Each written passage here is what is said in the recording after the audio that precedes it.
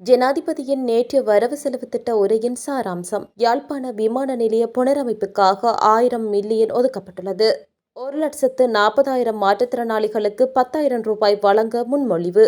Digital தொடர்பு கோபுரங்களுக்கு 5 ஆண்டு வரிச்சலுகைகள். இணைய கட்டணங்களின் போது செலுத்தப்படும் சேவை கட்டணங்கள் நிறுத்தப்படும். அதிபர்களுக்கான நிர்வாக கொடுப்பனவு 1,500 ரூபாயால் அதிகரிக்கும். கஷ்ட பிரதேச ஆசிரியர்களின் கொடுப்பனவு 1,500 அதிகரிக்கும். முதலீட்டாளர்களுக்கு காணிகளை வழங்க புதிய சட்டம் இயற்றப்படும். பல்கலைக்கழக மாணவர்களுக்கு மகாபல கொடுப்பனவு 10,000 ரூபாயாகவும் மாணவர் உதவித்தொகை 9,000ஆகவும் கிடைக்கும். கல்வியியல் கல்லூரி மாணவர்களின் உதவித்தொகை மேலும் 2,500 அதிகரிக்கும். செயற்கை நுண்ணறிவை மேம்படுத்த 3,000 மில்லியன் ஒதுக்கீடு.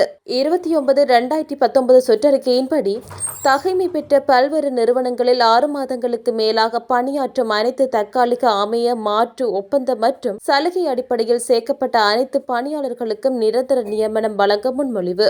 அரச ஊழியர்களின் இடர்கடன் உட்பணத் தொகை 4 லட்சம் வரை அதிகரிக்க முன்மொழிவு. ஒழுங்காக கடமைக்கு செல்லும் ஊழியர்களுக்கு 10,000 ஊக்கத்தொகை 25 நாளும் செல்ல வேண்டும். பாராளுமன்ற உறுப்பினர்களுக்கு பன்முகப்படுத்தப்பட்ட நிதியாக 10,000 மில்லியன் ஒதுக்கீடு. தூர சேவைகளுக்காக இலங்கை போக்குவரத்து சபைக்கு 600 புதிய பஸ்களை கொள்வனவு செய்ய 3,600 மில்லியன் ரூபாய் ஒதுக்கீடு.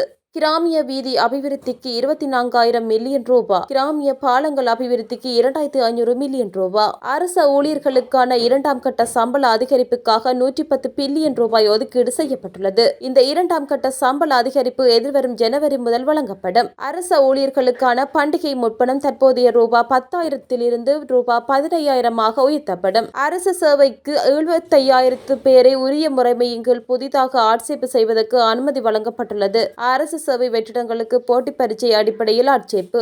பொது நிர்வாக சுற்றறிக்கை 25/2014 மற்றும் பொது நிர்வாக சுற்றறிக்கை 29/2019 கீழ் தகுதிகளை பூர்த்தி செய்து பல்வேறு நிறுவனங்களில் 6 மாதங்களுக்கு மேலாக பணியாற்றும் அனைத்து ஊழியர்களுக்கும் நிரந்தர நியமனம் வழங்குவதற்கான முன்மொழிவு. 2026 வரவு செலவு திட்ட உரை